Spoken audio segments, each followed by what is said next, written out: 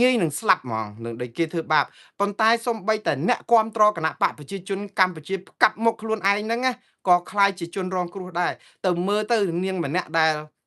កមុនគាំទ្រគណៈបកប្រឆាំងឥឡូវចូលទៅក្នុងគណៈបក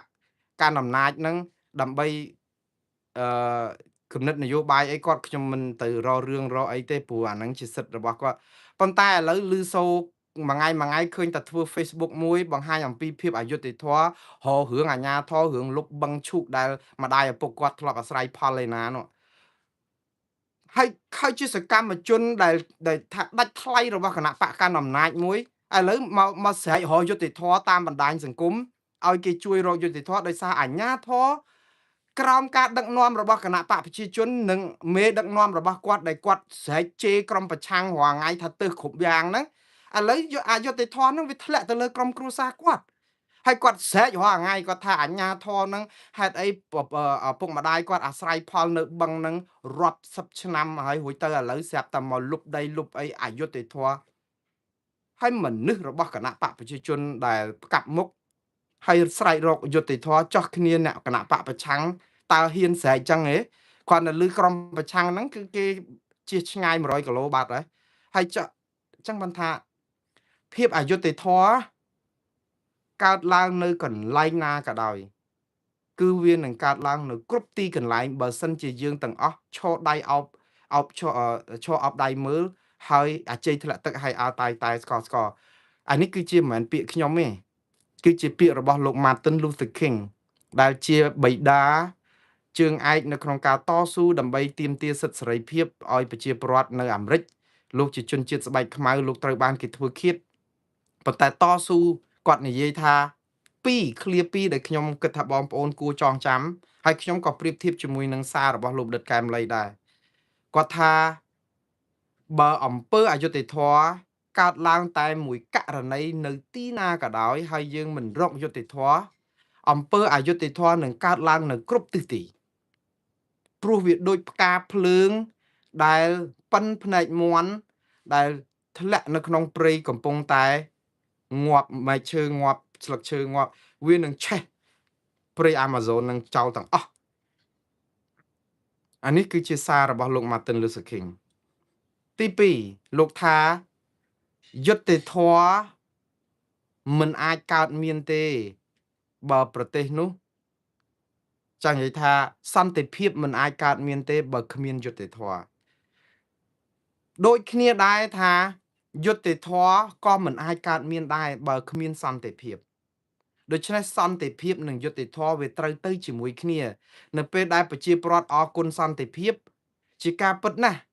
យើងសប្បាយចិត្តនឹងសន្តិភាពប៉ុន្តែបើអត់មានយុត្តិធម៌អត់មានទេសន្តិភាពដូចជាបំផ្លាញគ្នាខ្មែរគ្នាឯងងើបមួយវាយមួយក្រុមគណៈបកប្រឆាំងជាប់គុករត់ចោលផ្ទះរត់ចោលសម្បែងគណៈបកនយោបាយបង្កើតបន្តិចបន្តួចរំលាយគេមិនឲ្យចូលរួមវាយងើបមួយវាយមួយធ្វើបាបធ្វើទុកបុកម្នេញគេហើយទៅបោះឆ្នោតឈ្នះតែឯងបានសុកតែក្រុមឯងចោះសុកគេទេយុត្តិធម៌ទេអត់មានការអត់មានយុត្តិធម៌នេះឯងដែលធ្វើឲ្យប្រទេសអត់មានសន្តិភាពទេអានេះគឺជាសាររបស់លោក Martin Luther King ទេខ្ញុំគ្រាន់តែបន្ថែមឲ្យចូលន័យហ្នឹងលោកបណ្ឌិតកែមលីជាបញ្ញវន្តខ្មែរមួយរូបដែលអកុសលត្រូវឃាតករបាញ់សម្លាប់10ឆ្នាំមុនជិតដល់ខួបគាត់ហើយនៅសល់តែប្រហែលថ្ងៃទៀតគឺ10កក្កដាឆ្នាំ2026នេះកាលមុន10កក្កដា2016គេបាញ់នៅមុខរាសាំងកាល់តិចនៅស្តុបបូកូហ្នឹងលោកធ្លាប់និយាយថាអ្នកនឹងคล้ายទៅជាជនរងគ្រោះគ្រប់គ្នាគ្រាន់តែមិនទាន់ដល់វេនអ្នកបើទោះបីជាអ្នកអត់ធ្វើអីខុសក៏ដោយលោកចង់សម្ដៅនៅលើប្រព័ន្ធយុត្តិធម៌ដែលសង្គមសម្បូរទៅដោយសត្វអាសេរពិសសត្វឆ្លាមសត្វក្រពើសត្វខ្លាដែលជាវងខ្លាវងចចកដែលសង្គមសម្បូរទៅដោយឆ្កែកាចស្អីអីអញ្ចឹងគឺយើងនឹងខ្លាយទៅជាជនរងគ្រោះមិនចំពោះតែអ្នកជាសកម្មជនគណៈបកកណ្ដាលអំណាចទេដល់ពេលដល់វេនដូចលោកលីសាមេតដួងតារាមួងឃឹមធីសវណ្ណថានឹងមានមនុស្សតទៅទៀតច្រើនទៀតព្រោះអីអំពើអយុត្តិធម៌ហ្នឹងវាកើតច្រើនពេកទៅអ្នកខ្លះចូលទៅនឹងដើម្បីគ្រាន់តែថាបានពាក់ស្បែកអាវយ័ន្តរបស់គណៈបកកណ្ដាលអំណាចចឹងទៅប៉ុន្តែអំពើអូក្រិដ្ឋរបស់ខ្លួនបន្លំកតេលធំបន្លំចូលដេក ដល់យើងបន្លំទៅនឹកឃើញថាចូលទៅបានកាងបានអីយើងប្រព្រឹត្តប្រទេសផ្ដាស់មួយចំនួនភ្លេចខ្លួនដែរព្រោះអីមានខ្សែមានខ្នោះប៉ុន្តែចុងក្រោយគឺយើងជាប់គុកដូចតែគ្នានៅពេលដែលគេសម្លេះគឺគេធ្វើមុនគេអ្នកដែលផ្ដាច់ខ្លួនអ្នកដែលលលកអីហ្នឹងព្រោះគេអត់ទុកចិត្តយើងតាំងពីយូរមកហើយគ្រាន់តែថាគេយកមកយើងដើម្បីបន្លែងយើងឲ្យវាយប្រហារក្រុមប្រឆាំងព្រោះគេខ្ជិលយកមនុស្សគេមកគេយកក្រុមប្រឆាំងវាយក្រុមប្រឆាំងស្លឹកចេកខ្ចប់ស្លឹកចេកបន្លាជួសបន្លាដល់តែពេលអស់ចិត្តអាស្លឹកចេកហ្នឹងគឺគេវត្តចោលក្នុងធុងសម្រាមហើយមុនគេគឺស្លឹកចេកហ្នឹងហើយអាហ្នឹងគឺគេធ្វើអញ្ចឹងតែឲ្យអ្នកស្លឹកចេកហ្នឹងអូយខំប្រឹងអត់ដឹងខ្លួនដល់ពេលថ្ងៃមួយគឺចូលក្នុងធុងសម្រាមខាងគេក៏ខាងគណៈបកប្រជាជនកម្ពុជាក៏អត់ឲ្យតម្លៃខាងគណៈបកប្រឆាំងគឺគេស្អប់ខ្ពើមដូចលិមួកបាត់ទៅហើយដូច្នេះយើងនឹងខ្លាយទៅជាមនុស្សដែលស្ថិតនៅក្នុងទីដៅដែលគ្មានទិសដៅគេហៅអង់គ្លេសហៅថា in the middle of nowhere គឺយើងនៅរសាត់អណ្ដែតតែលតោលក្បាលមិនជាប់មេឃជើងមិនជាប់ដីអាហ្នឹងណាហើយអាហ្នឹងគឺជាសិទ្ធិជ្រើសរើសរបស់ខ្លួនផងខ្លួនទេហើយយើងជ្រើសរើសយកវិធីហ្នឹងឲ្យคล้ายទៅជាឧបករណ៍ដាច់ថ្លៃនៃការប្រើប្រាស់សុកចិត្តក្បត់មនសិការក្បត់ឧត្តមគតិដើម្បីដូរបាយ3ពេលអាហ្នឹងគឺយើងជ្រើសរើសខ្លួនឯងទេតែមនុស្សយើងវាមានបាបកម្មខុសគ្នាបងប្អូនឥឡូវនិយាយពីរឿងលោករងឈុនបន្តខ្ញុំថាខ្លីគឺអត់បានខ្លីទេព្រោះអីតាក់ទងក្នុងន័យច្បាប់ន័យអីហ្នឹងវាត្រូវការបញ្យលវែងឆ្ងាយអញ្ចឹងដែរតែម្ដងទៀតបងប្អូនបើលើសខ្វិត2លើសក្រូចឆ្មា4 5ឬក៏ថែមម្ជូរកសាំងអីបើទោះខ្ញុំលក់បង្អែមលាងមាត់មកផ្ទះធំអីយកទៅខ្វិតបើមិនយកអីទៅអឺភាសាទទួលទានអីយកទៅចោលក្បាលឆ្កែក៏បានដែរកុំឲ្យវាខាតខ្ជិលយកដុំថ្មfree ទេជូនអត់គិតថ្លៃទេឥឡូវតាក់ទងនៅលោករងឈុនលោកបាត់បង់សេរីភាពឥឡូវតុលាការជាន់ទាបគឺនៅពេលដែលមកដល់តុលាការជាន់ខ្ពស់គឺសាលាឧទ្ធរគឺត្រូវបទូបថយហើយបើមិនបទូបថយបើរកឃើញមានបញ្ហាមិនប្រក្រតីក៏សាលាឧទ្ធរនេះអត់កាត់ក្តីខ្លួនឯងដែរព្រោះតែរកឃើញមិនប្រក្រតីគឺត្រូវបញ្ជូនទៅតុលាការសាលាដំបងឲ្យកាត់វិញ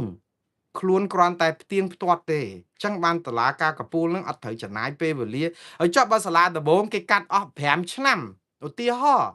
ស្រាប់តែសាលាឧទ្ធរឡើងមករកឃើញភាពមិនប្រក្រតីរបស់សាលាដំបងដែលកាត់5ឆ្នាំហើយយើងនឹងកាត់ក្តីនឹង5ឆ្នាំទៀតមែននីតិវិធីគេអត់ធ្វើអញ្ចឹងទេព្រោះបើយើងកាត់ក្តីចំនួនជំរះនៅសាលាឧទ្ធរឡើងវិញត្រូវការពេល5ឆ្នាំទៀតចឹងសំណុំរឿងនឹងវាកាន់តែយូរទៅមានឯណាយុត្តិធម៌ពាក្យថាយុត្តិធម៌ដែលពន្យាពេលគឺគ្មានទេយុត្តិធម៌ភាសាអង់គ្លេសគេថា justice delayed justice denied អូយបើលោកកើតរត់វិញនិយាយឡើងរត់មាត់រដ្ឋមន្ត្រីក្រសួងក្រសួងណែយុត្តិធម៌របស់យើងហ្នឹងគឺទ្រឹស្ដីហៀកែងតែអនុវត្តចាក់ស្ដែងហ្នឹងគឺមើលទៅអំពើពុករលួយអយុត្តិធម៌សង្គមហ្នឹងគឺ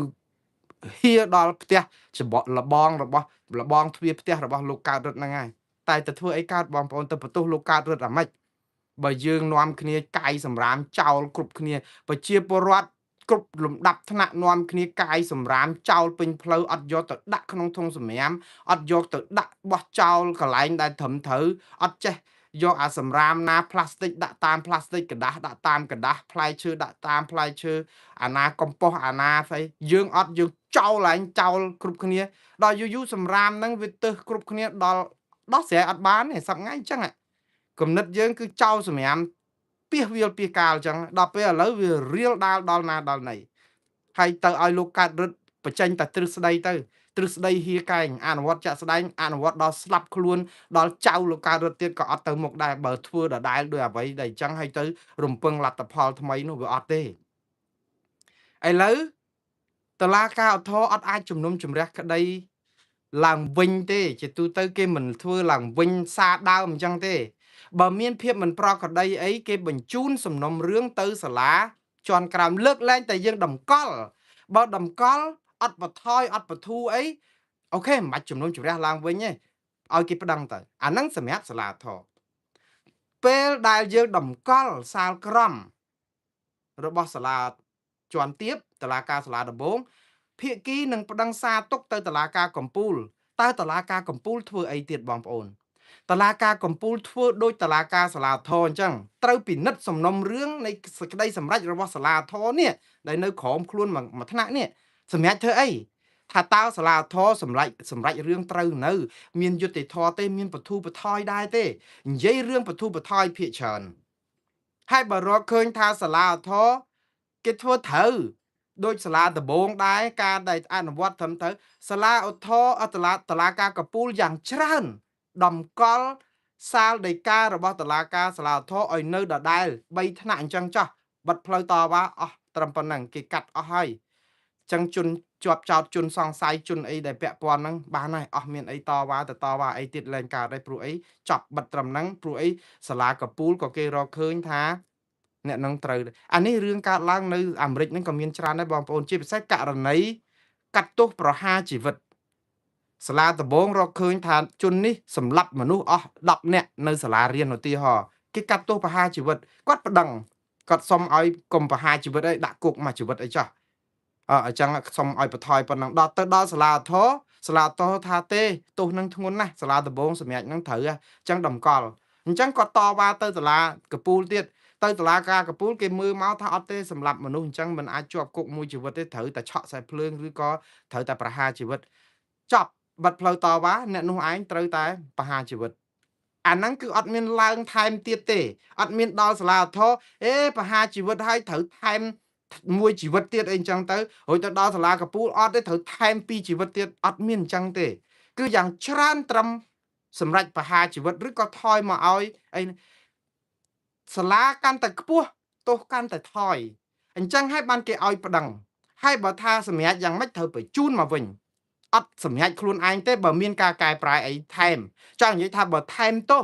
អត់សម្រាប់ខ្លួនឯងទេគឺកែយកមកឲ្យសាលាដំបងនេះគេសម្រាប់សាលាទៀបហ្នឹងគឺគេជំនុំជម្រះឡើងវិញព្រោះអីចង់ឲ្យកែប្រែថែមទោសទៀតឧទាហរណ៍ជាទូទៅគេធ្វើអញ្ចឹងគេរុញមកឲ្យសាលាទៀបហ្នឹងធ្វើនៅស្រុកខ្មែរអត់ធ្វើអញ្ចឹងទេ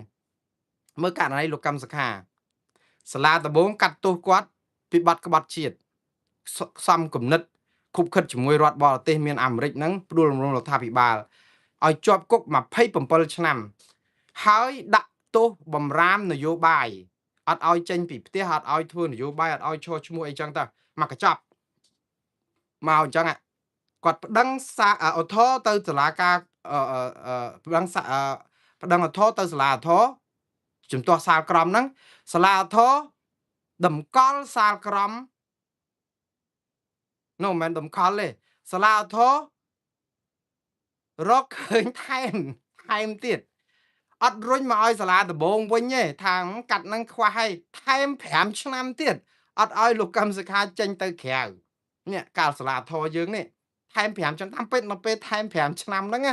វាថែមទោសហើយអញ្ចឹងគួរតែត្រូវប្រាប់សាលាដំបងវិញថាណែឯងកាត់នឹងអត់ត្រូវទេជំនុំជម្រះឡើងវិញទៅថែម5ឆ្នាំត្រូវហើយនីតិវិធីវាអាចយូរហើយអញ្ចឹងសាលាធរតើឲ្យខាងនោះជំនុំជម្រះឡើងវិញគឺវាយូរប៉ុន្តែសាលាធរភារកិច្ចរបស់គាត់បើឃើញភាពឆក់ល្វែងហើយត្រូវថែមទោសទណ្ឌអីទៀតអញ្ចឹងត្រូវឲ្យខាងនេះកាត់ឡើងវិញមើលសម្រាប់ដូចសាលាធរទេថាត្រូវថែមនេះឬក៏អីចឹងកែសម្រួលនេះឯងកាត់ឲ្យតែត្រឹម27ឆ្នាំដកហូតសិទ្ធិនយោបាយតែខ្ញុំរកឃើញដូចជា27ឆ្នាំដកសិទ្ធិនយោបាយហើយត្រូវហាមធ្វើដំណើរទៅក្រៅប្រទេស5ឆ្នាំទៀតអាណែអត់បានដាក់អញ្ចឹងត្រូវឲ្យសាលាដំបងនេះយកទៅសម្រេចឡើងវិញថែម5ឆ្នាំហ្នឹងទៅហើយសម្រុញមកឲ្យសាលាធរតម្កល់ថាការសម្រេចហ្នឹងត្រឹមត្រូវវិញចេះវាគួរតែអញ្ចឹងឥឡូវថែមឲ្យលឹះទោសទៀតឥឡូវករណីលោករងឈុនកាលនៅសាលាដំបងជាប់គុក4ឆ្នាំ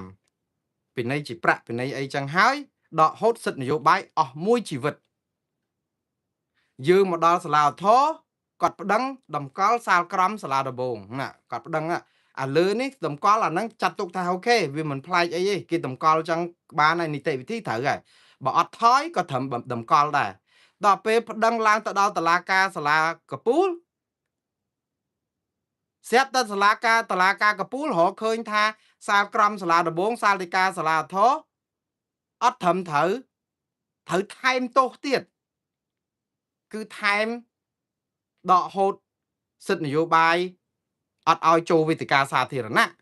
អត់ឲ្យថ្លែងការណ៍ជាសាធារណៈអត់ឲ្យដើរផុតពីភ្នំពេញអត់ឲ្យទៅក្រៅប្រទេសគ្រាន់តែថាបង្រួមថយដែរនិយាយទៅមិនមែនតឡាការកពូលអត់ថយទេគាត់បន្ថយដែរពី អាទោស4ឆ្នាំហ្នឹងឲ្យព្យួរសាកល្បង3ឆ្នាំយើងស្ដាប់ទៅវាថយដែរហើយនឹងកាលមុនសាលាដំបងសាលាឧទ្ធរគេថាដកហូតសិទ្ធិនយោបាយលោករងឈុនមួយជីវិតគេបន្ថយដែរមកនៅត្រឹមដកតែ5ឆ្នាំប៉ុន្តែនៅក្នុងពេលហ្នឹងគាត់បន្ថែមនេះអាបន្ថែមនេះឲ្យដែលគួរតែសាលាដំបងសាលាជាន់ទាបហ្នឹងយកមកពិនិត្យឡើងវិញរុញសំណុំរឿងឲ្យជំនុំជម្រះខាងទាបហ្នឹងដើម្បីចុងក្រោយឲ្យសាលាកពូលហ្នឹងសម្រាប់ប៉ុន្តែរឿងនេះគឺមែនតែនទៅគឺគេធ្វើដូចថាហើយឆន្ទានុសិទ្ធិរបស់តុលាការមែនតែនទៅគេមានអីសម្រាប់ស្រេចគេទេគេសម្រាប់ថាម៉េចក៏បានដែរណាប៉ុន្តែវាមើលទៅអាភាព logic ហ្នឹងណាឲ្យតែប៉ះពាល់ក្រុមប្រឆាំងគឺច្រើនតែថែមទោសថែមអីចឹងតែរហូតប៉ុន្តែបើក្រុមអង្គការមហាមន្ត្រីបោកប៉ុណ្ណាក៏ដោយគឺច្រើនតែឡើងទៅលើគឺធូរថយទោសឥឡូវជ្រុលតែខ្ញុំនិយាយរឿងហ្នឹងហើយគឺខ្ញុំមានរឿងដែលត្រូវបន្តអំពីពលរដ្ឋតវ៉ាថាសាលដីកាតុលាការសាលាកពូលនេះបំរើបកកណ្ដាលអំណាចមិនមែនតំណាងប្រជាពលរដ្ឋខ្មែរស្លូតត្រង់ទេនេះគឺជាយុទ្ធនាការតាមបណ្ដាញសង្គមទេបងប្អូនព្រោះអីមតិប្រជាពលរដ្ឋហ្នឹងគាត់គាត់ថាគាត់មិនពេញចិត្តនឹងពាក្យពេចន៍នៅសាលដីកាព្រោះបងប្អូនមិនមែនតែសាលដីកាហ្នឹងទេណាសាលក្រមនៅសាលាដំបងឬក៏សាលដីកាសាលាឧទ្ធរនិងសាលដីកាសាលាកពូលហ្នឹងគឺចាប់ផ្ដើមឃ្លាដូចគ្នាយើងតំណាងឲ្យប្រជារាស្ត្រខ្មែរតឡាការគឺគេមាន style អញ្ចឹងព្រោះសាលដីកាគេគឺគេចេញអញ្ចឹងព្រោះអីតឡាការតំណាងឲ្យយុត្តិធម៌សង្គមសម្រាប់ប្រជាពលរដ្ឋខ្មែរទាំងអស់មិនមែនតែបកប្រឆាំងឬក៏បកកណ្ដាលអំណាចឬបកណាមួយទេដូច្នេះហើយបានជាក្បាលលិខិតរបស់សាលដីកាគ្រប់យ៉ាងហ្នឹងគឺគេដាក់ថាយើងប្រជារាស្ត្រខ្មែរហេតុអីបានជាតឡាការត្រូវដាក់ថាយើងប្រជារាស្ត្រខ្មែរហ្នឹងគឺដោយសារតែយើងរកយុត្តិធម៌ឲ្យប្រជាពលរដ្ឋខ្មែរទាំងអ្នកប្រឆាំងទាំងអ្នកកាន់អំណាចឬក៏ក្រុមឯករាជ្យដទៃទៀតអញ្ចឹងហើយបានជាក្នុងន័យនេះហើយគេឲ្យស្ថាប័នយើងនឹងវាឯករាជ្យវាតំណាងឲ្យប្រជាពលរដ្ឋយើងទាំងអស់គ្នាទៅយើងសរសេរឃ្លាថាយើងតំណាងឲ្យប្រជារាស្ត្រខ្មែរអញ្ចឹងបានន័យថាម៉េចយើងតំណាងឲ្យប្រជាពលរដ្ឋទាំង18លាននាក់ដោយទាំងលោករងឈុនទៀតហើយលោករនឈុនព្រមទទួលយកថាតំណាងឲ្យប្រជាពលរដ្ឋខ្មែរដែលឲ្យកាត់ទោសគាត់ដកហូតសិទ្ធិនយោបាយយើងចឹងឯងដូច្នេះឃ្លាហ្នឹងហើយដែលធ្វើឲ្យពលរដ្ឋខ្មែរមួយចំនួនជាពិសេសខាងក្រមតស៊ូមតិជំទាស់ទៅនឹងសាលដីការបស់តុលាការកំពូលនេះគឺបង្ហោះសាលដីកាហ្នឹងតាមបណ្ដាញសង្គមរៀងខ្លួនហើយគូសរង្វង់លើពាក្យថាយើងតំណាងឲ្យពលរដ្ឋខ្មែរនេះហើយតវ៉ាថាមិនត្រឹមត្រូវទេតុលាការនេះមិនតំណាងឲ្យប្រជាពលរដ្ឋខ្មែរទេគឺតំណាងឲ្យបកតំណាងឲ្យក្រុមមួយក្រុមដែលធ្វើទុកបុកម្នេញប្រជាពលរដ្ឋខ្មែរសារនេះគឺគាត់ធ្វើ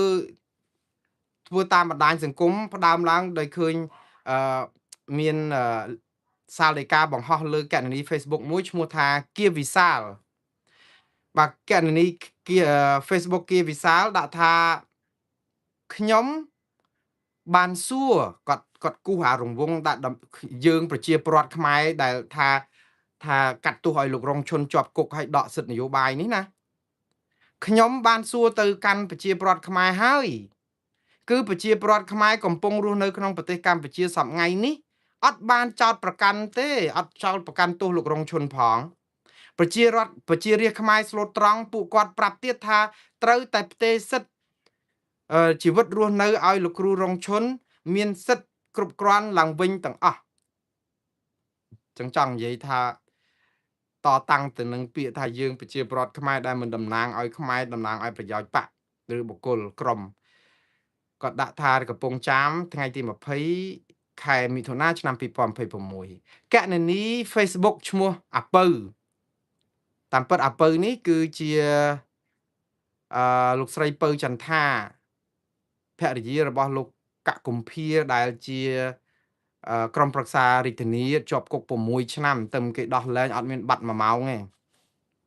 ដោយសារជាប់គុកគ្រប់កាលកំណត់ដោយសារលោកមិនព្រមសុំទោសសុំអីគេឥឡូវចេញពីគុកមកចូលទៅក្នុងគណៈបកកម្លាំងជាតិតស៊ូមតិទៀតបាទអ្នកដែលមានមនសិការខ្ពស់បែបនេះ គឺជាអ្នកនយោបាយអញ្ចេះគឺគាត់មិនចោលនយោបាយទេព្រោះអីគុកដូចជាផ្ទះគាត់ហើយប្រពន្ធរបស់លោកកកុម្ភាហ្នឹងសរសេរអញ្ចេះទៅវិញថាក្នុងនាមនាងខ្ញុំជាប្រជារាស្ត្រខ្មែរម្នាក់អត់បានចូលរួមចំណែកដាក់ទោសលើលោកគ្រូរងឈុនទេអញ្ចឹងកុំសរសេរពាក្យថាយើងប្រជារាស្ត្រខ្មែរនៅក្នុងសាលដីកាហ្នឹងមិនតំណាងឲ្យពួកគាត់អីអញ្ចឹងទៅអ្នកស្រីអុកឆាយយ៉ាវីដែលជាប្រធានសមាគមគ្រូបង្រៀនឯករាជ្យកម្ពុជាឯនោះវិញនៅលើបណ្ដាញសង្គម Facebook របស់លោកស្រីក៏បានបង្ហោះសាលដីកាដោយគូសរង្វង់ថាយើងប្រជារាស្ត្រខ្មែរហ្នឹងតំណាងឲ្យប្រជារាស្ត្រខ្មែរហ្នឹងក៏មានប្រតិកម្មតបទៅនឹងសាលដីកាហ្នឹងចេះដែរថាខ្ញុំក្នុងនាមជាប្រជារាស្ត្រខ្មែរសាមញ្ញខ្ញុំស្គាល់បុណ្យស្គាល់បាបស្គាល់អាក្រក់ស្គាល់ល្អខ្លាំងណាស់អញ្ចឹងបានន័យថាសារហ្នឹងមិនតំណាងឲ្យប្រជារាស្ត្រខ្មែរដូចគាត់ម្នាក់នៅក្នុងហ្នឹងដែរក៏អត់មានចូលរួមនៅក្នុងការសម្រេចដាក់ទោសលោករងឈុនទាំងអយុត្តិធម៌អញ្ចឹងទេឯកណនី Facebook របស់ចៅរតនៈ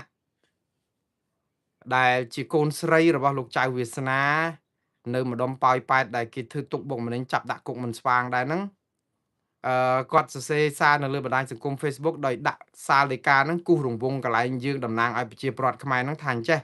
ក្នុងនាមនាងខ្ញុំជាប្រជារាស្ត្រខ្មែរម្នាក់អត់បានចូលរួមចំណែកដាក់ទោសលើលោកគ្រូរងឈុនទេបាទតែប៉ុណ្្នឹងឯងហើយក៏មានកណនី Facebook មួយទៀតដែលខ្ញុំជឿថាជាកណនី Facebook របស់មន្ត្រីអង្គការសង្គមស៊ីវិលមូលដ្ឋានម្នាក់ឈ្មោះយីសុកសានលោកបានសរសេរថាទស្សនៈខ្ញុំបើចៅក្រមព្រាអាញាពាក់អាវប៉ាក់ហើយកុំសង្ឃឹមថាមានយុត្តិធម៌គាត់សរសេរពាក្យថាមានអយុត្តិធម៌តាមពិតគាត់អាចសរសេរខុសខ្ញុំមិនមានចេតនាទៅកែពាក្យគាត់អីព្រោះគាត់ថាកុំសង្ឃឹមថាមានអយុត្តិធម៌តាមពិតគាត់ប្រហែលជាចង់សរសេរថាកុំសង្ឃឹមថាមានយុត្តិធម៌មិនមែនកុំសង្ឃឹមថាមាន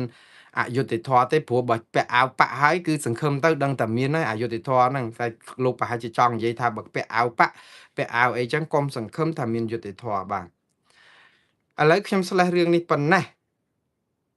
តកតងនឹងអំពើអយុត្តិធម៌សង្គមនេះមតិពលរដ្ឋឥឡូវគឺយើងមើលតកតងនឹងការតវ៉ាអយុត្តិធម៌សង្គមនេះជនរងគ្រោះនៅក្នុងសង្គមខ្មែរកាន់តែច្រើនទៅហើយឥឡូវជនរងគ្រោះពីខាងគណៈបកប្រឆាំងគ្នាលែងហ៊ានតវ៉ាអីបាត់ទៅហើយព្រោះអីទៅតវ៉ាក៏អត់បានផលអីដែរគេលៀបពណ៌ថាក្រុមប្រឆាំងចេះតែទឹះអញ្ចឹងអត់សូវរយុត្តិធម៌ឲ្យទេឥឡូវដល់ពេលដែលក្រុមជនរងគ្រោះជាប្រជាពលរដ្ឋដែលគ្រប់គ្រងគណៈបកប្រជាជនកម្ពុជានឹងតែម្ដងហើយយើងឃើញច្រើនករណីហើយយើងមើលអ្នកម៉ៅការសំណង់មួយដែលមានបុគ្គលិកក្រុមគាត់មកកណកដឹកដែលចាញ់បោកក្រុមហ៊ុនឆោបោកធនាគារ Prince ឬក៏ Huiwan Pay អីហ្នឹងទៅនាំគ្នាតវ៉ាដើម្បីបានយកប្រាក់ទៅឲ្យកម្មករដែលគាត់ម៉ៅការសំណង់គាត់ហើយជាសកម្មជនតវ៉ាឃោសនាឲ្យគណៈបកប្រជាជនមកអាយុហើយជាប់គុកបាត់ដោយសារតែគេចោទប្រកាន់ពីរឿងនាំគ្នាដឹកនាំតវ៉ាសុំរកយុត្តិធម៌រឿងហ្នឹងអាជ្ញាធរថាការតវ៉ានាំឲ្យមានអំពើហិង្សាវាយបែកក្បាលចិនអស់ប្រមាណដេប្រមាណធ្នេឲ្យស្គាល់ស្នាដៃសន្តិសុខស្រុកខ្មែរអីកើក៏មកកើនៅស្រុកខ្មែរចង់ស្អីអ្នកជំនាញស្អីតើមកចាញ់បោកមកតវ៉ាខ្មែរយើងគេនឹកឃើញហើយរុញចិនទៅខ្លាចខ្មែរគេវាយព្រោះអីចិនលោកហ៊ុនសែនសម្ដោះប្រោសប្រណីដូចតែយួនដែរគេមិនហ៊ានប៉ះពាល់ទេជនបរទេសដែលជាអ្នកជំនាញអីហ្នឹង3 4ដំបងបែកក្បាលហូរឈាមពេញស្រោចផ្លូវនៅអាផ្លូវស្អីសាខារបស់ធនាគារជាតិនៅអាផ្លូវហាណូយណានោះខាងលិចភ្នំពេញហ្នឹងហើយដល់ពេលអញ្ចឹងរុញចិនទៅចិនក៏ត្រូវគេវាយឥឡូវចិនហ្នឹងអត់អាចទៅណាបានទេប្រពាក់ប្រពូនគ្នានៅទូតចិនហ្នឹងប្រហែលថ្ងៃប្រហែលសប្តាហ៍ហើយតវ៉ាដូចសុំភ្លើងយក្សអញ្ចឹងហើយអាជ្ញាធរឃើញឯមុខមាត់យើងទៅប៉ុណ្ណាឆាកអន្តរជាតិកុំថាឡើយខ្មែរជាជនរងគ្រោះជនបរទេសហ្នឹងក៏ជាជនរងគ្រោះឥឡូវនេះមានសំណើប្រជាពលរដ្ឋច្រើនមែនទែនដែលផ្ញើមកក្នុង Facebook របស់ខ្ញុំឲ្យជួយរកយុត្តិធម៌ដល់បងប្អូនសាច់ញាតិរបស់គាត់ដែលចាញ់បោកក្រុមឆោបោកដើម្បីរកស៊ីបំរើក្រុមឆោបោកឥឡូវខ្លាយទៅជាជនរងគ្រោះដែលគេធ្វើទុកបុកម្នេញឥឡូវគេចាប់ដាក់គុកនេះនៅពេលដែលគេចាប់ដាក់គុកវាពិបាកមែនតើណាអញ្ចឹងបានថាថ្ងៃមុនអង្គការលើកលែងទោសអន្តរជាតិរកឃើញហើយថាកម្ពុជារំលោភបំពាន សិទ្ធិរបស់ជនរងគ្រោះហ្នឹងដែលអត់រកយុត្តិធម៌ឲ្យគាត់ទេឥឡូវចាប់ដាក់ទាំងអស់គឺចាប់សូវចាប់ខុសកុំឲ្យលែងច្រឡំសូវចាប់ច្រឡំកុំឲ្យលែងខុសគឺចាប់ដល់ពេលគ្នាមែនតើអ្នកដែលឆបបោកអនឡាញដែលប្រើទូរស័ព្ទប្រើកុំព្យូទ័រអីដើម្បីបោកគេអនឡាញហ្នឹងណាមែនតើគឺជាជនប្រព្រឹត្តអក្រិតមែនហើយព្រោះអីយើងទៅឆបបោកអនឡាញក៏ប៉ុន្តែអ្នកមួយចំនួនហ្នឹងគឺជាជនរងគ្រោះនៃអំពើឆបោកជួញដូរមនុស្សដែលគេជួញដូរគាត់ចាប់គាត់ជំរិតគាត់ឬក៏ធ្វើទរណកម្មឆក់ខ្សែភ្លើងដើម្បីឲ្យគាត់បំរើអារបរឆបោកអនឡាញយើងដូចរបបខ្មែរក្រហមអញ្ចឹងណាបងប្អូនកុំភ្លេចថាទាហានខ្មែរក្រហមដែលសម្លាប់ប្រជាពលរដ្ឋខ្លះដែលយកអុសកប្រជាពលរដ្ឋទៅសម្លាប់ហ្នឹងណាទាហានហ្នឹងឬក៏អ្នកដែលសម្លាប់គេហ្នឹងអ្នកខ្លះហ្នឹងគឺជាជនរងគ្រោះនៃរបបខ្មែរក្រហមដែរព្រោះអីបើអត់សម្លាប់គេសម្លាប់ខ្លួនគាត់ដល់អញ្ចឹងគាត់អត់មានជំរឿដើម្បីទុកជីវិតខ្លួនឯងខ្លាចគេសម្លាប់គាត់សម្លាប់ទៅដើម្បីឲ្យរួចខ្លួនមែនតើទៅគាត់ជាឃាតករហើយប៉ុន្តែឃាតករមួយចំនួនហ្នឹងវាជាជនរងគ្រោះដែរនៃរបបដឹកនាំខ្មែរក្រហមដែលផ្ដាច់ការអញ្ចឹងទៅវាតគ្នារងគ្រោះមិនដឹងរងគ្រោះមិនដឹងអ្នកប្រព្រឹត្តទៅជាច្បុកច្បល់ហើយដល់ពេលនៅស្រុកខ្មែរជនរងគ្រោះនៃអំពើឆបោកមានដល់ទៅ120,000នាក់ដែលអង្គការសហប្រជាជាតិរកឃើញប្រហែលឆ្នាំហើយរងគ្រោះហ្នឹងគឺសំដៅទៅលើអ្នកដែលត្រូវគេជួញដូរឬក៏គេបោកដើម្បីឲ្យមករកស៊ីបោកតទៀតនៅស្រុកខ្មែរឃើញនៅយើងអ្នកទាំងនោះត្រូវគេជួលឲ្យបោកតទៀតក៏ប៉ុន្តែនៅពេលដែលគេចាប់គាត់បានគឺគាត់ទៅជាជនប្រព្រឹត្តដៃដល់គឺជាក្រុមឆបោកទាំងអស់តាមពិតអ្នកទាំងអស់នេះគឺជាជនរងគ្រោះដែរទេគិតមែនទៅយើងគិតថាហេបើសិនជាយើងដឹងរបរនឹងឆបោកហេតុអីក៏មិនព្រមបោះបង់ចោលហេតុអីក៏ប្រព្រឹត្តបទល្មើសអញ្ចឹងជាប់គុកត្រូវហើយសមរម្យហើយបងប្អូនអាចនិយាយចឹងក៏បានដែរក៏ប៉ុន្តែនៅពេលដែលគេចាប់បង្ខាំងខ្លួនគេជួញដូរហើយគេឆក់ខ្សែភ្លើងហើយគេធ្វើបាបធ្វើទុកបុកម្នេញអាហ្នឹងក្រុមមួយចំនួនគេធ្វើទុកបុកម្នេញរហូតទៅទរណកម្មទៀតដើម្បីឲ្យទៅឆបោកគេបន្តបងប្អូនដូចនារីរស់ស៊ីផ្លូវភេទចឹងណាគាត់រស់ស៊ីផ្លូវភេទខុសច្បាប់ឧទាហរណ៍ថាជាអំពើខុសច្បាប់ទេព្រោះរដ្ឋអត់អនុញ្ញាតឲ្យរកស៊ីផ្លូវភេទហ្នឹងចឹងទេក៏ប៉ុន្តែបើបងប្អូនមើលឲ្យមែនតែនគាត់រងគ្រោះដោយអំពើជួញដូរមនុស្សព្រោះមានក្រុមមាហ្វៀចាប់គាត់យកមកឲ្យបំរើសេវាផ្លូវភេទដើម្បីដោះបំណុលដកប៉ាសពតដកអីធ្វើទរណកម្មឲ្យប្រើគ្រឿងញៀនប្រើអីគាត់คล้ายទៅជានារីរស់ស៊ីផ្លូវភេទ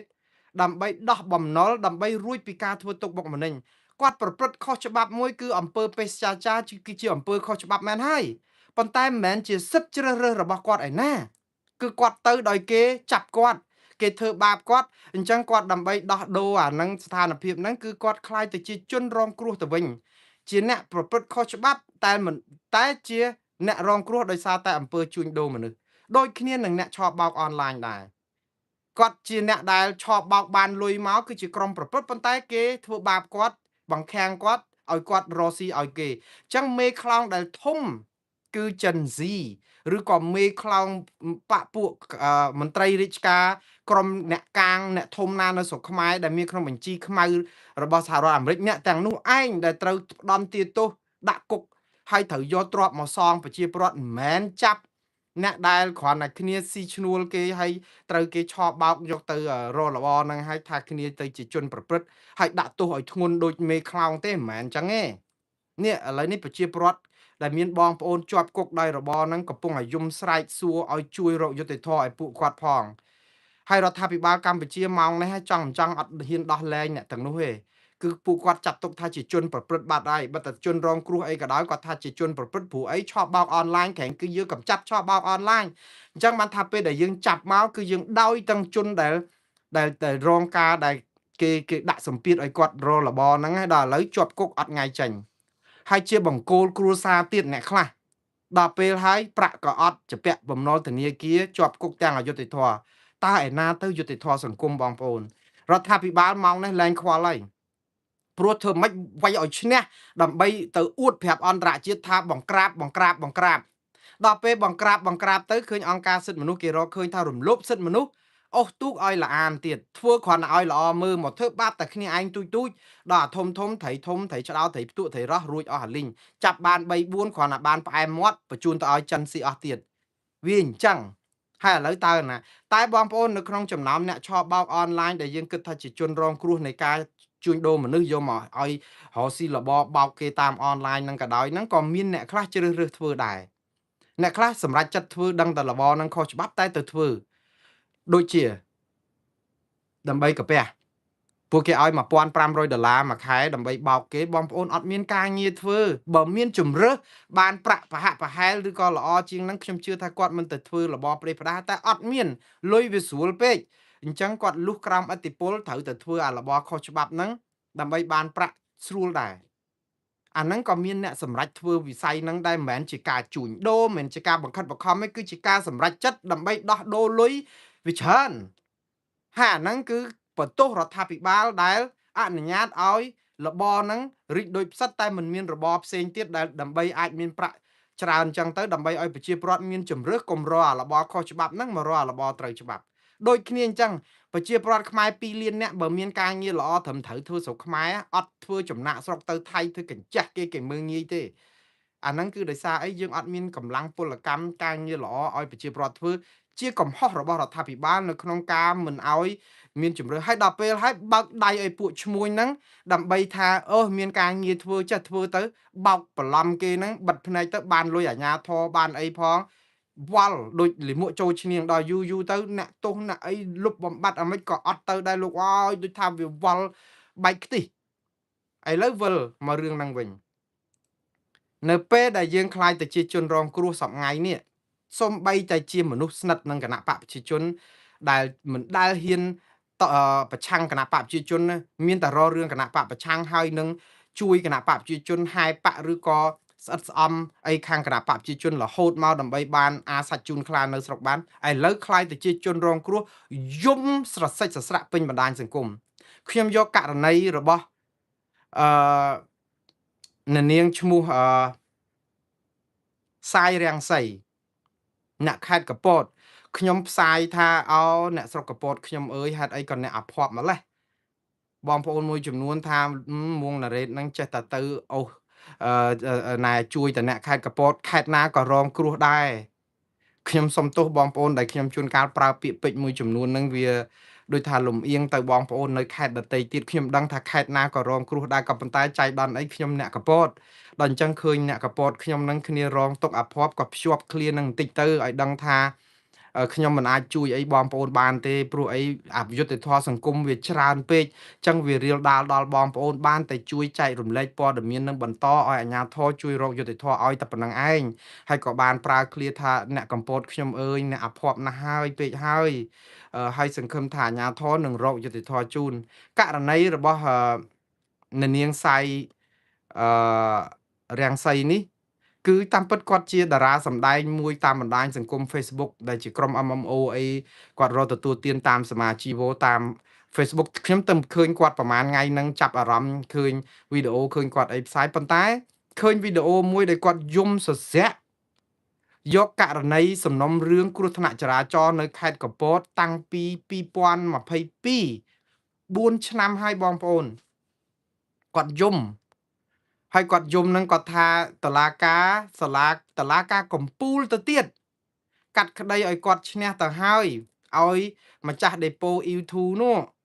ដែលដេប៉ូខ្សាច់ដេប៉ូសំណង់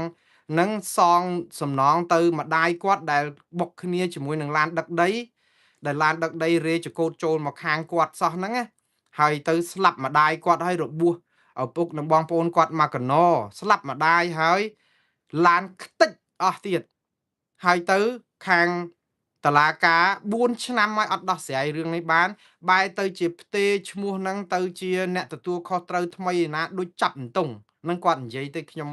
មិនបានអានសំណុំរឿងច្បាស់លាស់ឲ្យលម្អិតទេព្រោះខ្ញុំគ្មានពេលច្រើនក៏ប៉ុន្តែស្ដាប់គាត់បានសារស័ព្ទរបស់គាត់នឹងយល់ថារឿងនេះគឺជារឿងមួយដ៏អយុត្តិធម៌បំផុតសម្រាប់គ្រួសារនេះម្ដាយស្លាប់គ្រួសាររងគ្រោះតឡាការសម្រេចហើយត្រូវបានក្រុមជនបង្កហ្នឹងសោកប៉ាន់ឬក៏ថាមិនមែនសោកប៉ាន់ទេគឺតូលលុយហ្នឹងគឺថាបន្តនីតិវិធីពជារហូត គឺដូចចាប់អន្ទង់ហើយបងប្អូនដឹងគាត់ជាអ្នកណាទេសាយរាំងសីហ្នឹងដឹងថាមិនមែនជាមនុស្សរបស់គណៈបកប្រឆាំងទេហើយក៏ខ្ញុំមិនថាគាត់ជាសកម្មជនរបស់គណៈបកប្រជាជនកម្ពុជាដែរក៏ប៉ុន្តែខ្ញុំស្ដាប់សាររបស់គាត់និយាយចេះពេលដែលគាត់យំស្រែករកយុត្តិធម៌បងប្អូនដឹងយុត្តិធម៌ហ្នឹងអ្នកណាអន្តរាគមន៍ខ្លះហើយទេគាត់បានរហូតដល់ទទួលបានអន្តរាគមន៍ពីក្រមមេធាវីរបស់លោកហ៊ុនសែនទៅទៀតបងប្អូននៅស្រុកខ្មែរនេះណាគ្មាននរណាប៉ះលោកហ៊ុនសែនបានទេបើថាដល់ក្រមមេធាវីលោកហ៊ុនសែនអីចូលមកដោះស្រាយបញ្ហាហើយគឺបញ្ហាហ្នឹងវាត្រូវតែដោះស្រាយបានណាប៉ុន្តែគាត់ចូលទៅសាលាទៅប្តឹងគ្រប់ដំណាក់កាលហើយទៅគាត់គេហៅថាប្រើយុត្តាធិការនីតិវិធីតុលាការតាំងពីក្រសួងយុតិធធទៀតប្តឹងគ្រប់កន្លែងដើម្បីឲ្យរកយុតិធធចុងក្រោយបានក្រមមេធាវីរបស់លោកហ៊ុនសែនខ្ញុំជឿថាដោយសារប្រហែលជាក្រមមេធាវីលោកហ៊ុនសែនជួយអន្តរាគមន៍នឹងឲ្យបានដល់តុលាការកំពូលសម្រាប់ឲ្យភាគីបង្កហ្នឹងចាញ់ក្តីឲ្យត្រូវសងលុយឥឡូវលុយហ្នឹងអត់បានសងទៅទៀតសំណងអត់បានមកកាក់ម៉ាស៊ីនហើយខាងក្រមគ្រួសារជនរងគ្រោះនេះត្រូវការរត់ការដើម្បីប្តឹងនេះដើម្បីបន្ថែមនេះដើម្បីអនុវត្តដីកានេះអស់លុយអស់កាក់ឲ្យចុងក្រោយឥឡូវអាទ្របដែលគេថាត្រូវដាក់ដើម្បីឲ្យសងហ្នឹងគឺត្រូវសងទៅធនាគារទៅអីចឹងអត់បានមកម្ចាស់ខ្លួនឬក៏យ៉ាងម៉េចឲ្យថាលក់អត់ដាច់លក់អត់អីឯណាវែងឆ្ងាយហើយក្នុងពេលជាមួយគ្នាហ្នឹងជនរងគ្រោះហ្នឹងថាគ្រួសារណែម្ចាស់ដេប៉ូហ្នឹងមានប្រាក់មានអីដូរឡានដូរទ្រព្យមានស្អីណាហើយឥឡូវទៅទម្លាក់ឲ្យឈ្មោះអ្នកណាដែលគ្រាន់តែជួលឡានអីណាទៅជាឈ្មោះដាច់អត់ឲ្យជាប់ពាក់ព័ន្ធអូយបងប្អូនស្ដាប់ទៅថាវាស្មុគស្មាញដូចសឡកពឹសហើយស្ថាប័នតុលាការមួយគឺនៅអូសទៅអូសមកឲ្យជនរងគ្រោះយំទៅហូរពេញបណ្ដាញសង្គមមិនមានតែរឿងនៅខេត្តកពតនឹងមួយទេចឹងបាទខ្ញុំថាអ្នកខេត្តកពតខ្ញុំអើយអ្នករងភាពអយុត្តិធម៌ខ្លាំងពេកហើយគាត់ទៅរកអន្តរាគមន៍ដល់លោកហ៊ុនសែនដល់មេធាវីលោកហ៊ុនសែនគឺច្បាស់ណាស់គាត់ច្បាស់ជាមាននិន្នាការជួយខាងគណៈបកប្រជាជនកម្ពុជាឬអីហ្នឹងហើយព្រោះបើមិនចឹងមិនមែនទៅសុំជំនួយពីក្រមលោកហ៊ុនសែនបានទេបើសិនជាក្រមបកប្រឆាំងនោះតែខ្ញុំមិនទៅថាគាត់ជាក្រមណាទេថាជាប្រជាពលរដ្ឋស្លូតត្រង់ម្នាក់ដែលរងអំពើអយុត្តិធម៌ចោះហើយនាំគ្នារកយុត្តិធម៌ឲ្យគាត់រកអត់បានមានអន្តរាគមន៍ដល់ថ្នាក់ទេវតាឲ្យរកអត់បានទេប្រអិនអត់បានមានន័យថាម៉េចបងប្អូនមានន័យថាអំពើអយុត្តិធម៌នៅប្រទេសកម្ពុជានេះណាមិនចំពោះថាអ្នកឯងមាននិន្នាការប្រឆាំងរដ្ឋាភិបាលឬក៏មាននិន្នាការស្របរដ្ឋាភិបាលទេ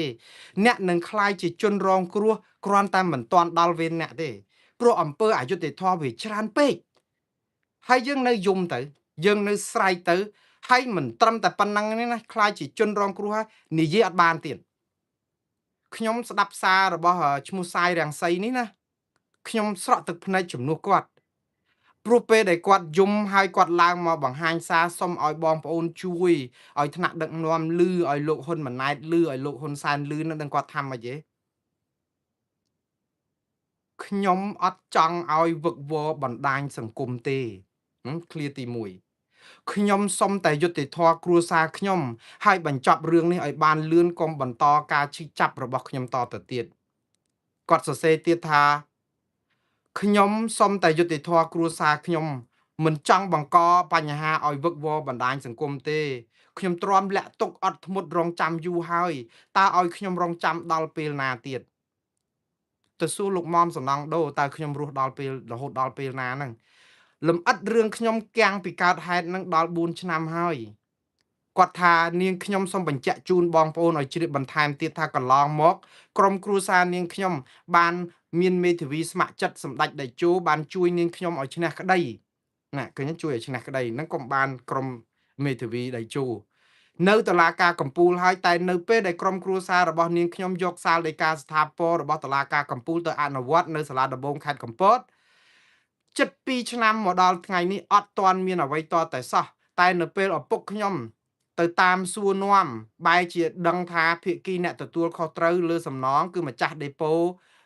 E2 នេះមានទាំងប្តីទាំងប្រពន្ធ នោះប្តឹងទាស់នឹងការអនុវត្តដីកានេះទៅហើយទ្របវិញគេផ្ទេរដាក់ឈ្មោះអ្នកផ្សេងអស់ហើយដែរនៅសល់តិចតួចដែលយើងអាចយកដាក់បានហើយក៏ជាប់ជាមួយធនាគារទៅទៀតបើទោះតុលាការឡៃឡុងដាច់ក៏មិនបានពួកខ្ញុំទៀតដែរខ្ញុំអស់លទ្ធភាពតតាំងក្តីហើយសូមជួយដល់ខ្ញុំផងបងប្អូនសូមជួយ share ឲ្យដល់សម្ដេចពុកបានជ្រាបផងតើពេលណាទៅដែលត្រូវឲ្យលោកហ៊ុនសែននិងលោកហ៊ុនម៉ាណែតត្រូវតែចូលរួមដោះស្រាយគ្រប់រឿងតើពេលណាទៅដែលត្រូវតែបន្តតើពេលណាទើបឈប់ដែលឲ្យក្រុមមេធាវីរបស់លោកហ៊ុនសែននឹងត្រូវតែមកដោះស្រាយគ្រប់រឿងក្តីអញ្ចឹងតើនេះជាបញ្ហាអីឲ្យប្រកាសមិនជាករណីតែមួយទេករណីច្រើនហើយកុមារីម្នាក់ដែលគេបុកបាក់ជើងទាំងសងខាង6ឆ្នាំអត់មានសំណងតតែក្រុមលោកគីតិចហ្នឹងទៅអីអញ្ចឹងទៅដាស់អីអញ្ចឹងទៀតរឿងដដែលកើតឡើងម្ដងហើយម្ដងទៀតហើយនេះម្ដងទៀតក្រុមគាត់នេះគឺបានន័យថាស្និទ្ធស្នាលជាមួយនឹងគណៈបកប្រជាជនផងចោះយើងសាកស្រមៃទៅមើលបើយើងជាគណៈបកប្រឆាំងយើងសាកសម័យបន្តិចមើលមនុស្សរបស់គណៈបកប្រជាជនរងទុកខ្លោចផ្សាអត់មានភាពយុត្តិធម៌សុកចិត្តមកយំរហូតតតែរងសម្ពាធថាបើនិយាយខ្លាចគេចោទថាបង្កភាពវឹកវរសង្គមនេះបើក្រុមប្រឆាំងវិញណាជាប់គុកទៀតគឺបាត់ញុះញង់ឲ្យឲ្យឲ្យឲ្យឃើញអំពីភាពអសមត្ថភាពនៃថ្នាក់ដឹកនាំរបៀបដឹកនាំរដ្ឋអំពើអយុត្តិធម៌សង្គមច្រើនពេកយើងទៅជាមើងងាយរបៀបដឹកនាំរដ្ឋញុះញង់ចាប់ដាក់គុកទៀតតែដល់គាត់អត់ជំរើសទៀងវាអត់ឈ្នះតល់អញ្ចឹងត្រូវផ្សព្វផ្សាយទៅហើយរកយុត្តិធម៌ទៅតើករណីអយុត្តិធម៌នេះនៅមានប្រមាណករណីទៀតដែលកើតឡើងមានករណី Facebook មួយគាត់និយាយថាអញ្ចេះករណីឈ្មោះ Facebook នេះឈ្មោះសំសូពេចគាត់សរសេរថាបើកភ្នែកឡើងណាឃើញសង្គមខ្ញុំកាន់តែធ្លាក់រណ្ដៅទៅគ្រោះថ្នាក់ចរាចរណ៍ស្លាប់រាល់ថ្ងៃតែយុត្តិធម៌ហាក់ដូចនៅឆ្ងាយដូចនៅជើងមេឃអំពើអយុត្តិធម៌ទាល់តែកើតឡើងចំពោះអ្នកធំឬក៏អ្នកល្បីទៅផ្អើលមានអ្នកធ្វើបាត់អន្តរាគមន៍បាទហ្នឹងហើយឥឡូវគាត់ផ្អើលហើយព្រោះអីសាយរាំងសីគាត់មានជាតារាសម្ដែង MMO អីដែរឬក៏យ៉ាងម៉េចតែខ្ញុំមិនគិតថាដោយសាររឿងហ្នឹងភាពអយុត្តិធម៌នេះវាជ្រុលពេកសម្រាប់ក្រុមគ្រួសារគាត់ដែរល្មមរកយុត្តិធម៌ជូនគាត់ឲ្យបានត្រឹមត្រូវហើយបើប្រព័ន្ធតុលាការយើងចាប់ដូចអន្ទង់ចេះងាប់ឲ្យប្រជាពលរដ្ឋអស់សង្ឃឹមគ្រប់យ៉ាងហើយសំសូពេចបន្តទៀតថាទិញសញ្ញាបត្រទៅជារឿងត្រឹមត្រូវក្នុងការរកគេឈ្មោះនិងរកលុយថតមនុស្សស្រីក្នុងបន្ទប់ទឹកទៅជារឿងធម្មតាមន្ត្រីធ្វើលើសបញ្ជាឬក៏មិនយកចិត្តទុកដាក់ចាំតែថ្នាក់លើស្រែកចំណេះដឹងរាសនៅមានកម្រិតគេបន្លំបោកបញ្ឆោតរាល់ថ្ងៃសិលធម៌សង្គមកាន់តែហៅលែងលឺអ្នកជំនួញរកស៊ីកេងបន្លំបោកប្រាស់កុហកអ្នកប្រាស្រ័យតើវាសនាប្រទេសយើងនឹងទៅជាយ៉ាងណាអ្នកចេះដឹងអ្នកមានចិត្តឈឺឆ្អាលសង្គមអ្នកស្រឡាញ់យុត្តិធម៌អ្នកមានគុណធម៌តើយើងអាចនៅស្ងៀមមិនព្រមធ្វើអ្វីដើម្បីកែលម្អសង្គមយើងទេឬទាំងនេះកាន់តែបញ្ជាក់ថាយើងមិនអាចត្រឹមតែសង្ងំសុខរស់ម្នាក់ឯងបានទេបាទនេះគឺជាកណនីរបស់បងប្អូនតាមបណ្ដាញសង្គមសាកតស៊ូនយោបាយតស៊ូមតិស្រ័យតាមបណ្ដាញសង្គមទៅបើមិនគេចោទថាញុះញង់ក្រុមប្រឆាំងលៀបពណ៌ខ្ញុំហ៊ានភ្នាល់ដាក់ជីវិតសាកទៅព្រោះសង្គមនេះគឺជាសង្គមលៀបពណ៌បាយបិណ្ឌទៅជាបាយបាតតែយើងជាជនរងគ្រោះគ្រាន់តែស្រែកតាមបណ្ដាញសង្គមឲ្យគេរកយុត្តិធម៌ហ្នឹងក៏គេចាត់ទុកថាយើងលៀបពណ៌ដែរតែយើងថាធ្វើអីក៏គេថាលៀបពណ៌ដែរថាទាល់តែអស់លោកត្រូវក្បាលខ្លួនឯងត្រូវក្រុមគ្រួសារខ្លួនឯងត្រូវប៉ះខ្លួនឯងបានដឹងថាអូខ្ញុំជាជនរងគ្រោះដែរហើយកាលមុនខ្ញុំចេះតែហាយអជ័យធ្លាក់ទឹកខ្ញុំសូមបន់ស្រន់កុំឲ្យរឿងនេះកើតឡើងចំពោះក្រុមអស់លោកលលកឬក្រុមហ៊ុនក្រុមអាជ័យធ្លាក់ទឹកហើយអើនឹងចោះខ្ញុំសូមបួងសួងប៉ុន្តែការបួងសួងរបស់ខ្ញុំវានឹងមិនបានសម្រេចទេបើសិនជាយើងទាំងអស់គ្នានៅអាជ័យធ្លាក់ទឹកហើយអើបែបនេះហើយធ្វើរឿងដដែលរំពឹងថាចង់បានលទ្ធផលថ្មីបងប្អូនចិត្តបោះឆ្នោតមកដល់ហើយបោះឆ្នោតឃុំសង្កាត់និងបោះឆ្នោតជាតិខ្ញុំមិនឃោសនាបោះឆ្នោតទេប៉ុន្តែបងប្អូនបើនៅបោះឆ្នោតឲ្យគណៈបកប្រជាជនកម្ពុជាហើយដឹកនាំក្រោមការដឹកនាំនឹងនៅអញ្ចឹងហេតុអីក៏បងប្អូនមិនផ្លាស់ប្ដូរឲ្យមានភាពវិជ្ជមានខ្លះទៅខ្ញុំមិនលើកទឹកចិត្តឲ្យ ទៅធ្វើបដិវត្តពណ៌ផ្ដួលរំលំរដ្ឋាភិបាលឯណាទេខ្ញុំលើកទឹកចិត្តឲ្យបងប្អូនប្រើសัญลักษณ์ឆ្នោតស្របច្បាប់របស់បងប្អូនដែលធានាដោយរដ្ឋធម្មនុញ្ញដែលមិនឲ្យលោកហ៊ុនសែនមានលេះងើបមួយវាយមួយហើយកុំនៅផ្ទះទៅបោះឆ្នោតទាំងអស់គ្នាហើយកុំគូសស្លឹកឆ្នោតចោលទៀតព្រោះអយុធវិធីលើកមុនហ្នឹងគឺវាតាមអន្តរកាលតាមសម័យកាលគឺវាត្រូវពេលនោះប៉ុន្តែប័ណ្ណពិសោធន៍នេះគឺបងប្អូនអត់ត្រូវនៅផ្ទះទេគឺត្រូវទៅស្ថានីយបោះឆ្នោតទាំងអស់គ្នាហើយកុំគូសស្លឹកឆ្នោតចោលព្រោះអីកជបគេគូសស្លឹកឆ្នោតចោលចិត្ត1លានស្លឹកអត់មានខ្វល់អីគាត់ផ្សាយមកគូសស្លឹកឆ្នោតចិត្ត1លានស្លឹកប្រជាពលរដ្ឋគូសស្លឹកឆ្នោតចោលចិត្ត1លានស្លឹកអត់ចាត់ទុកថាការបោះឆ្នោតហ្នឹងមានភាពមិនប្រក្រតីអត់យុត្តិធម៌ចឹងធីបស្លឹកឆ្នោតចិត្ត1លានស្លឹកចោលអញ្ចឹងបើបងប្អូនគូសចោលទៀតវាអត់ប្រយោជន៍ទៀតដែរមិនអញ្ចឹងអញ្ចឹងគូសឲ្យគណៈបកផ្សេងទៅគណៈបកណាក៏ដោយដែលមិនមែនជាគណៈបកប្រជាជនកម្ពុជាគូសចោលទៅបើអត់អីសោះក៏វាបានគ្នានឹងបានគ្នាច្រើនដែរប៉ុន្តែកុំគូសឲ្យគណៈបក29គណៈបកក្នុងចង្កោមសម្ព័ន្ធគណៈបកប្រជាជនកម្ពុជានឹងតដែលហ្នឹងបើយើងបោះឆ្នោតឲ្យ29គណៈបកហ្នឹងតដែលខ្វះអីគណៈបកនៅកកក្តីហ្នឹងហ៎ភ្លើងទៀនមនសិការឆន្ទៈខ្មែរកម្លាំងជាតិកែតម្រង់ចំនួនថ្មីរបស់លោកមេឃសវណ្ណរាអីហ្នឹងបោះឆ្នោតឲ្យគាត់ទាំងអស់គ្នាហ្នឹងទៅបើថាពួកគាត់បានរួមគ្នាជាធ្លុងមួយអាហ្នឹងរត់តែប្រសើរប៉ុន្តែបើអត់ទេឲ្យគាត់បានម្នាក់3កៅអី10កៅអី5កៅអីចឹងទាំងអស់បូកចូលគ្នាទៅបើយើងយកទៅបោះចោលទៅហើយស្រែកយំទៀតហើយនេះខ្ញុំអត់ឲ្យកាន់អាវុធកាន់កភ្លើងអីធ្វើអំពើហិង្សាអីនេះជាអំពើថ្លៃថ្នូរស្របតាមច្បាប់ហើយគឺជាបន្លាជួសបន្លាកុំឲ្យលោកហ៊ុនសែនងើបមួយវាយមួយបើគាត់ថាទៅបោះឆ្នោតនឹងហើយទៅតាមសិទ្ធិនយោបាយរបស់គាត់ឲ្យគាត់មករករឿងទៀតអានឹងបាតកម្មពេញផ្ទៃប្រទេសប្រាប់ឲ្យថ្កោលទោសរដ្ឋាភិបាលនឹងថាធ្វើអីក៏មិនត្រូវពួកយើងចាំតែរករឿងអានឹងបានបងប្អូនសម្រាប់អញ្ចឹងទៅហើយកុំទៅកាន់អាវុធកាន់ស្អីហិង្សាអីវាហួសសម័យហើយគឺនិយាយអំពីការដែលទៅបោះឆ្នោតហើយបងប្អូនសួរថាបោះឆ្នោតយ៉ាងម៉េចបើកជបជារបស់គេដូចខ្ញុំនិយាយចឹងបងប្អូនបើលួចខ្លាំងណាស់យ៉ាងណាក៏ដោយគឺបើច្រើនពេកទៅក៏លួចបានតិចវាមិនលួចបានទាំងអស់ទេហើយវាត្រូវតែមានការប្លែកដែរបើគណៈបកប្រជាជនកម្ពុជាដឹងថាប្រជាពលរដ្ឋកែហើយចិត្តគាត់អត់ខ្លាចគណៈបកប្រជាជនកម្ពុជាគម្រាមកំហែងទៀតគាត់ដូរឯងហើយគាត់នឹងកែសម្រួលឥឡូវហ្នឹងគាត់អត់កែដោយសារបងប្អូនបាក់ស្បាតចាញ់អាឃោសនាអបាយកលបង្ក្រាបបាក់ស្បាតរបស់គេដល់ពេលអញ្ចឹងគាត់ធ្វើអីជីសេះលែងដៃទៅអួតសហគមន៍អន្តរជាតិថាមើលខ្មែរ8 9លានអ្នកទៅបោះឆ្នោតសេរីពហុបកបើទោះអន្តរជាតិអត់ជឿប៉ុន្តែបងប្អូនអត់អាចឲ្យនឹងអន្តរជាតិជួយយើងបានផងហ្នឹងព្រោះឲ្យគេជួយមិនមើលប្រទេសអ៊ីរ៉ង់មិនអាមេរិកវាយចង់រៀបក៏ប៉ុន្តែក៏អត់កែប្រព័ន្ធដឹកនាំអ៊ីរ៉ង់បានក្រៅប្រជាប្រដ្ឋអ៊ីរ៉ង់ដែរបរទេសគេអាចលូកដៃជួយយើងបានតែក្នុងករណីដាក់សម្ពាធពីក្រៅទិញទួចទេ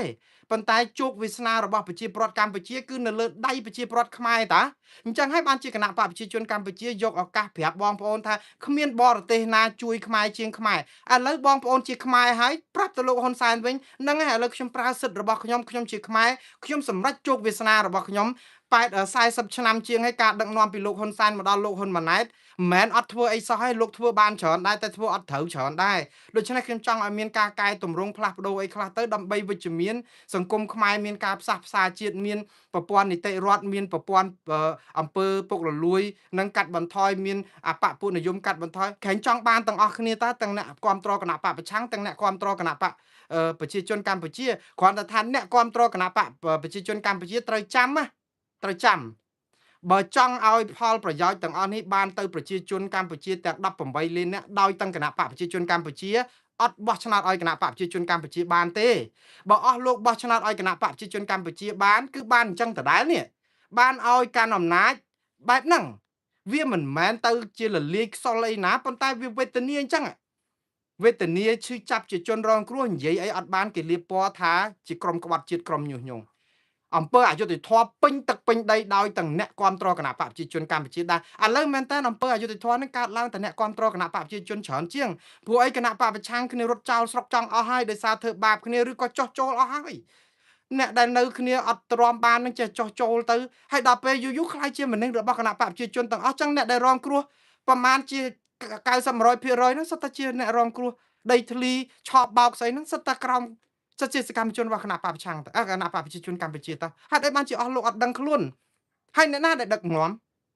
គណៈបកប្រជាជនហើយខ្ញុំអត់មានទៅទាមទារឲ្យដូររបបដូររដ្ឋាភិបាលនេះទៅ180ដឺក្រេទៅគណៈបកណាទេខ្ញុំចង់ឲ្យបងប្អូនមានតុល្យភាពអំណាចគណៈបកប្រឆាំង45គណៈបកកាន់អំណាច50ទៅវាត្រឹមប៉ុណ្ណឹងគីឡូស្មើគ្នាវាមានតំណាងគ្នារកផលប្រយោជន៍ចេះរិះគន់គ្នាហៅរដ្ឋមន្ត្រីនាយករដ្ឋមន្ត្រីមកតតាំងឆ្លិចសួរអីកុំឲ្យធ្វើអីផ្ដេសផ្ដាស់ជីសេះលែងដៃបានប្រយោជន៍ណាបងប្អូនបានប្រយោជន៍គណៈបកប្រជាជនខ្លួនឯងទេខ្ញុំនិយាយឲ្យស្មោះខ្ញុំនិយាយនេះបានប្រយោជន៍អ្នកដែលគ្រប់គ្រងគណៈបកប្រជាជនទេវាខាតប្រយោជន៍តែក្រុមពុកលួចជាតិតែប្រមាណក្រុមប្រហែលជា3%ចុះតែ97%ដែលជាសកម្មជនគណៈបកប្រជាជនកម្ពុជានឹងក៏បានផលពីការកែតម្រង់នឹងដែរ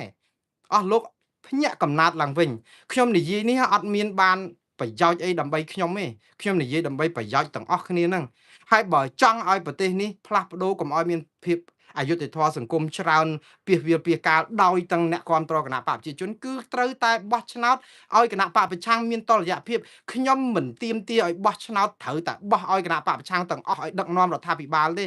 វាមិនទៅរួចទេព្រោះគណៈបកប្រជាជនកម្ពុជាក៏នៅមានសកម្មជននៅមានអ្នកគ្រប់គ្រងនៅប្រើប្រព័ន្ធផ្សព្វផ្សាយប្រើប្រព័ន្ធវិទ្យុជាតិទូរទស្សន៍ជាតិជាកម្មសិទ្ធិរបស់ខ្លួនប្រើតបប្រើតឡាការប្រើអីហ្នឹងគឺមិនងាយទេទៅឲ្យមកផ្លាស់ប្ដូរ180ដឺក្រេវាអត់ទេក៏ប៉ុន្តែឲ្យគណៈបកប្រជាជនកម្ពុជាញិន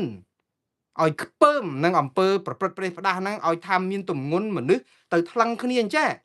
ហើយដឹកនាំប្រទេសទៀតទៅខ្ញុំអត់មានខ្វល់ទេតកូលណាដឹកនាំក៏អត់ខ្ញុំខ្វល់ដែរតកូលហ៊ុនតកូលសុកតកូលទាតកូលរងតកូលកំតកូលរងតកូល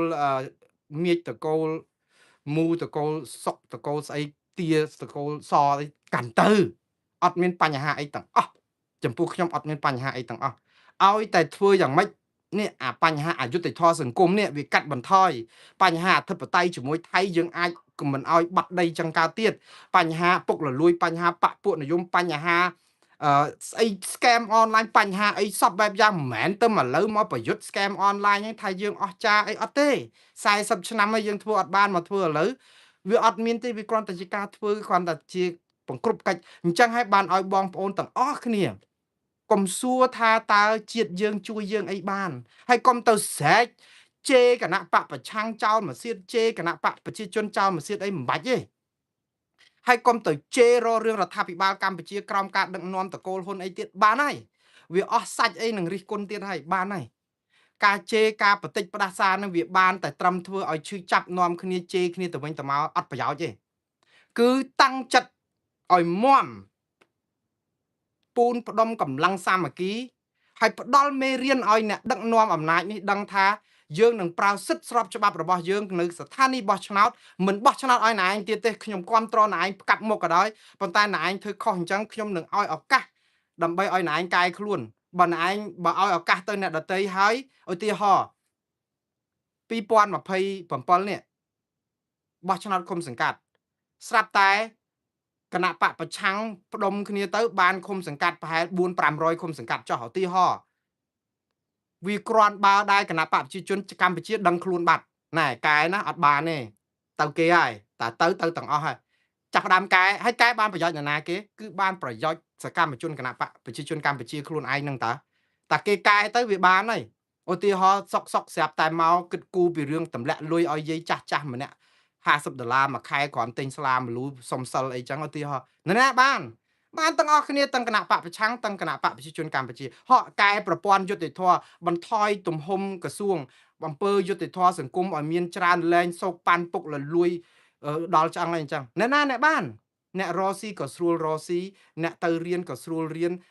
ក៏កូនសិស្សក៏មានគុណភាពសាលារៀនមន្ទីរពេទ្យប្រព័ន្ធដឹកនាំរដ្ឋកម្មកររោងចក្រកាត់ដេរក៏អាចមានប្រាក់ត្រឹម$400-500ក្នុងមួយខែមិនមែន210ឡើង$2ដោយសារអីដោយសារគណៈបកប្រជាជនកម្ពុជាកាន់ម្នាក់ឯងហើយទៅសហជីពរងការគម្រាមកំហែងឲ្យកាន់ជើងថៅកែនិងគណៈបកកណ្ដាលអំណាចនៅរដ្ឋាភិបាលដល់ពេលសហជីព4-5នាក់សម្លេងអត់ដល់គេថាប្រជាធិបតេយ្យគេយកសម្លេងច្រើនដោយកាន់ជើងថៅកែហើយតម្លើងប្រាក់ខែឲ្យកម្មករយើងសហជីពកម្មករទៅកាន់ជើងថៅកែហើយដល់ពេលអញ្ចឹងគេថាអានឹងប្រជាធិបតេយ្យដោយសារអីប្រព័ន្ធដឹកនាំរដ្ឋយើងវាប៉ាតណាប៉ាតណីអញ្ចឹង កម្មករអត់បានលុយឡើងទេហោះប្រព័ន្ធយោធាយើងហេតុអីបានអត់ស្បែកជើងហេតុអីអត់ទឹកផឹកហេតុអីបានជាអត់គ្រឿងសព្វាវុធដោយសារអថវិកាប្រព័ន្ធការពារជាតិរបស់យើងមិនដឹងទៅធ្លាក់ទៅកន្លែងណាប្រាក់ខែ8លុយ800 900លានដុល្លារក្នុងមួយឆ្នាំហើយលោកហ៊ុនសែនក៏ថាយកលុយនឹងទៅសង់ឡាយទៅសង់ស្ពានសាលារៀនអីភ្លេចគិតពីរឿងជួយតបលុយសង់សាលារៀនលុយជំនួយខ្ចីគេអស់13,000លានដុល្លារហើយហ្នឹងហើយហេតុអីមិនទៅយកលុយតបមកចោះលុយតប7 800លានដុល្លារមួយឆ្នាំយកទៅណាអានេះឯងដែលអត់មានក្រុមប្រឆាំងនៅក្នុងហ្នឹងគេស៊ីគេពុកលលួយទៅហ៊ានខ្មោចទៅហ៊ានអីវល់ហើយចឹងទៅក្រុមគេកាងតែគ្នាគេណានាតវ៉ាចាប់ដាក់គុកណានាតវ៉ាគឺបាត់ខ្លួនលាក់នឹងលាក់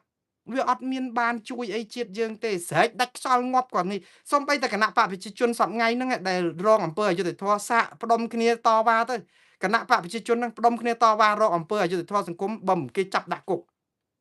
ហើយទៅគេចោទថាផ្ដាច់ខ្លួនចូលក្រុមប្រឆាំងរួចទៅគេថាយើងនឹង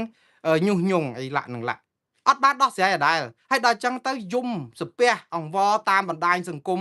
រកប្រព័ន្ធផ្សព្វផ្សាយមកឲ្យជួយទៅវិញបងប្អូនឃើញសារៈសំខាន់នៃប្រព័ន្ធផ្សព្វផ្សាយទេប៉ុន្តែអាប្រព័ន្ធផ្សព្វផ្សាយនឹងទៀតសោតវាមិនមែនជាតឡាការទេ